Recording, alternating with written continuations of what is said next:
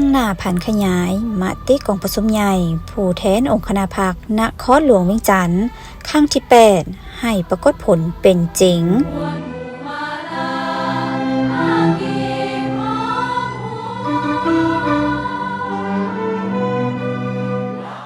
สมเสยกองประชุมใหญ่ผู้แทนองค์คณะพรรคนครหลวงเวียงจันทน์ครั้งที่8อย่างสุดใจ